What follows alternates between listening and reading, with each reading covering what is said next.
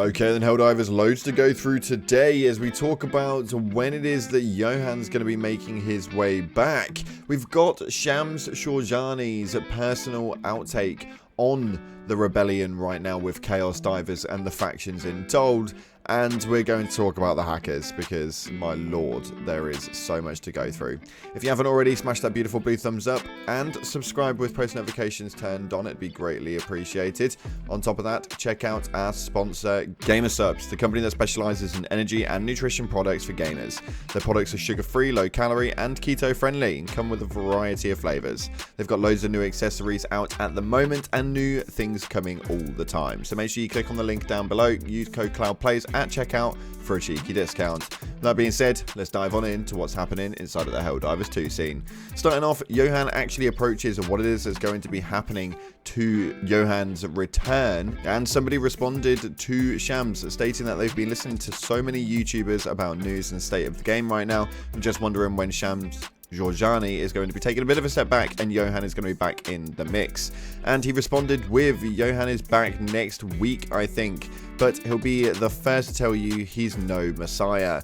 We'll need to pull together all of us in the same direction and gradually improve the game. Now, hopefully this does take sense sooner rather than later. Me, myself, I'm really looking forward to Twinbeard coming back. The guy is so insightful and is so really rounded when it comes to Helldivers that the guy just knows his stuff, and I'm intrigued to see what it is that he's got to say about the whole thing happening this last month or so.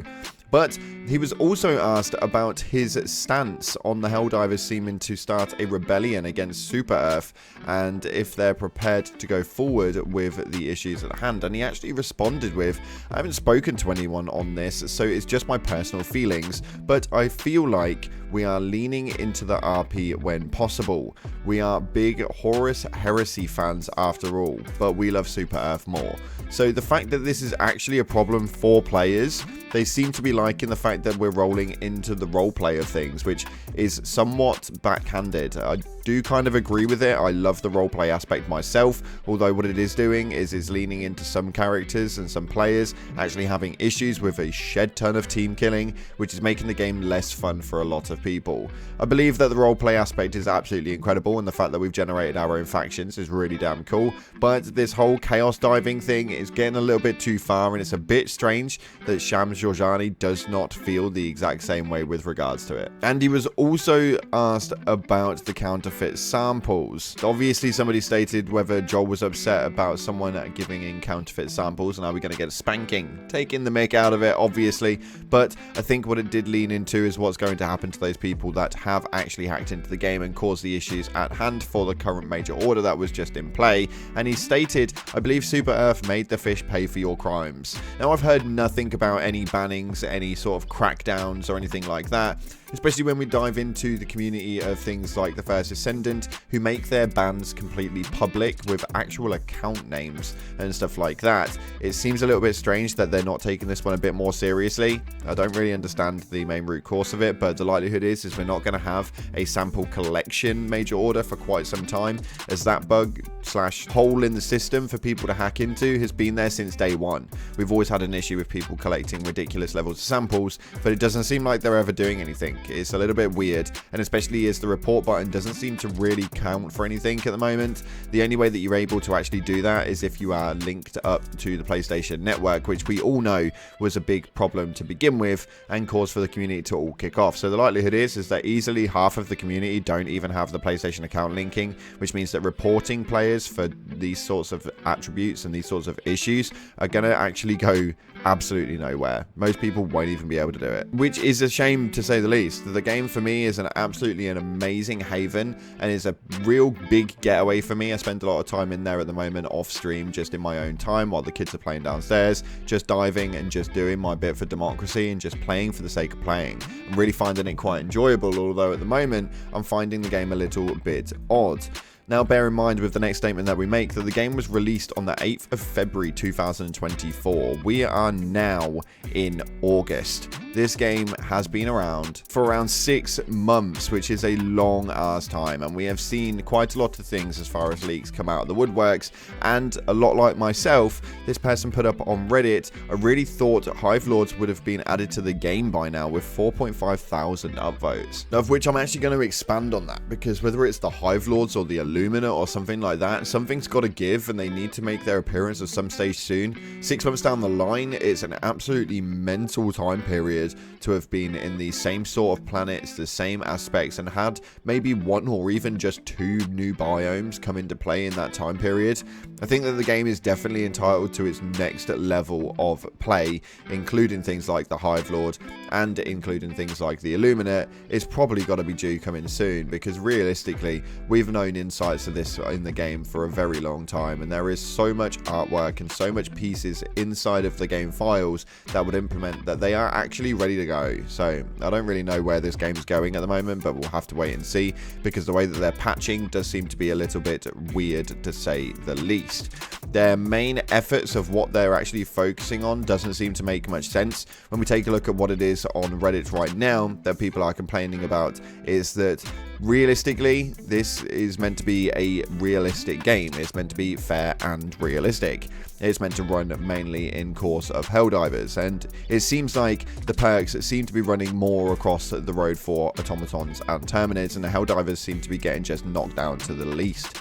We seem to be having a load of nerfs going into play, which is obviously quite frustrating, but when you're having loads of nerfs and the focus is what the balance is and not making a balance at all, versus this sort of stuff where the automatons can shoot through straight objects. Now I know that they're working on this, and also with the actual charges, states right here that they are in a fine current state, and you can see on screen they're just not in a great state.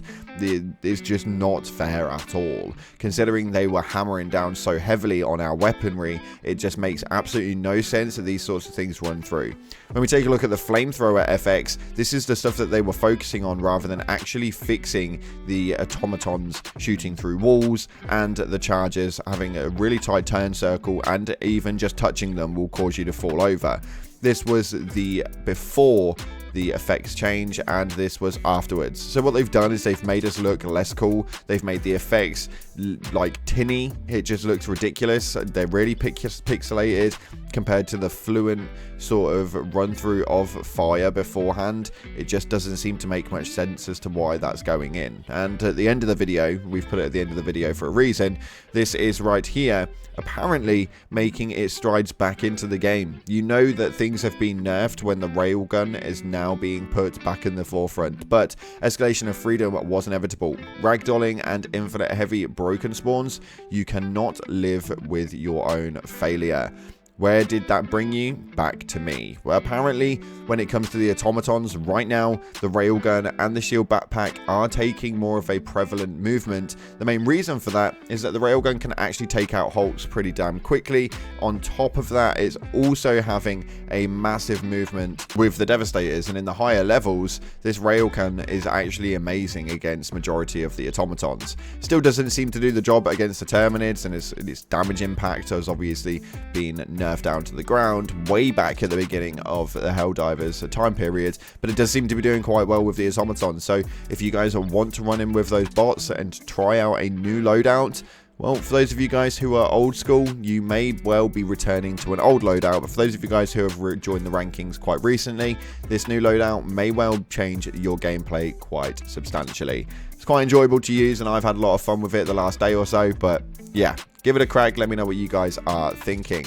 And then what we're going to do is dive on into the most recent comments on the most recent video and see what you guys are suspecting as the top comments. This last video had nearly 50,000 views, so a massive thank you guys for everything that you've had. But we're going to take a look right here at what it is that's being said. And this first comment states right here, with each update, Arrowhead managed to break the game even more. The ragdoll mechanic is broken, laser shooting through mountains, rocks and walls. This is why why players never want to face off against the bots, and we've just gone through exactly what's happening there, and we know that they are approaching that one and hopefully fixing it very, very soon. But I completely agree, this is why the bots are kind of more of the dominant not wanting to play with. It's kind of ridiculous. The next comment right here states, well, they wanted realism in their game, so saboteur and betrayers are real. And yes, that is actually the truth. The roleplay inside of it is a little bit frustrating to say the least, but it is definitely something that they kind of really asked for. And apparently, according to Shams Jorjani, they quite like the aspect of it. I'm a little confused by it, but they definitely do. And this third comment right here says there's a reason for steering lock, yet doesn't give a reason. Stop giving excuses. When the game was released, we had full control, and gradually we've lost that. Shaking my head. And no, in the last video, what we actually did, we showed a clip of a steering lock that was locked right in, and a hell pod was not able to move at all. Now, apparently the main reasoning for that is the way that the game is structured, the way that the foundations are structured, and where it is that the approachable parts are actually available. What this means is there are certain things you cannot land on. Does this mean that this is locked in place? No, it does not. It does mean, though, that there are certain areas of the map that if you try and spawn in there, you will be directed due to the way that this is actually going to allow you to spawn in. Is it 100% great? No, definitely not. Never said that it was any good, but what we are stating is that there is a reason for it. The map and the terrain is only so landable. It just seems to be the case that 9 times out of 10 that we are able to actually move around. The steering lock sometimes will kick your ass. That's just the full-flown facts. Whether it's the right ones or not is yet to be seen. We'll have to see whether it's worth it, but that's exactly what the reason is that they've given so far. Unfortunately, that's all we've got time for today. Thank you so much again for watching. If you haven't already, smash the like button and subscribe with post notifications turned on. Thank you so much again for watching, guys. I appreciate your faces, and as always, I'll see you in the clouds.